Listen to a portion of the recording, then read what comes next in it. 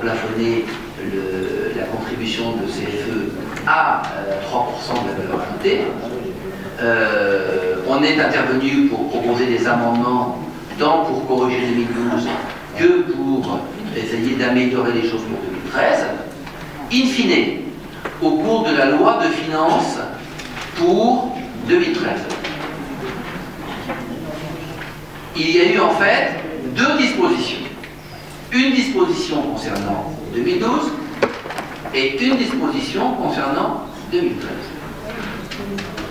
Le texte de la loi, de l'article 46 de la loi rectificative, permettait éventuellement d'avoir une remise, autorisait les collectivités à prendre à leur charge, par délibération avant le 21 janvier 2013, tout ou partie, pour la part qui les concerne, de la progression de l'impôt liée à leur décision d'augmenter la base de cotisation minimale.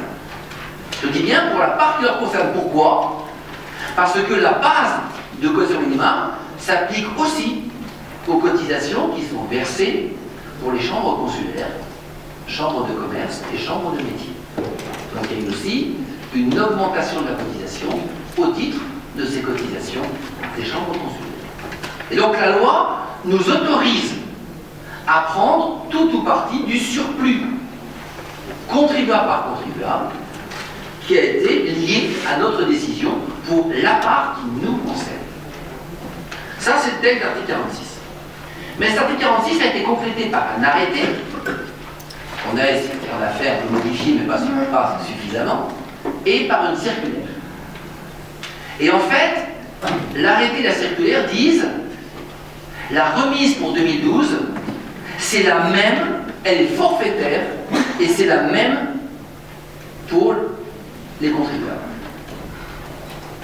Alors que, vous avez bien vu que le dispositif que nous avions envisagé dans une première étape était un dispositif qui permettait de prendre en compte ce qui avait été payé par les entreprises en 2009 pour favoriser ceux qui n'ont pas eu de baisse en 2010 par rapport à 2009 et un peu pénaliser ceux qui avaient eu une baisse, voire une forte baisse, entre 2009 et 2010.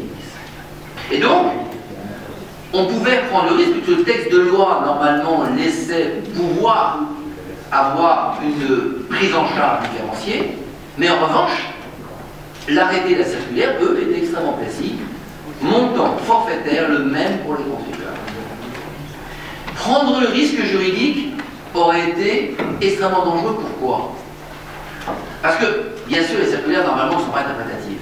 Mais en revanche, l'arrêté, un jugement du tribunal, aurait probablement, si notre délibération avait été déférée devant le tribunal, aurait justifié le fait que le tribunal annule notre délibération. Et si notre délibération est annulée, comme la loi prévoit que la prise en charge doit être décidée avant le 21 janvier, eh bien à ce moment-là, nous n'aurions aucunement pu intervenir auprès des contribuables pour prendre en charge une partie de la cotisation. Donc ça veut dire qu'on n'avait pas d'autre solution que de se conformer non seulement à la loi, mais aussi à l'arrêté et à la circulaire, et donc de prévoir un montant forfaitaire de prise en charge pour chacun des contribuables. Voilà la logique, le problème juridique pour 2013.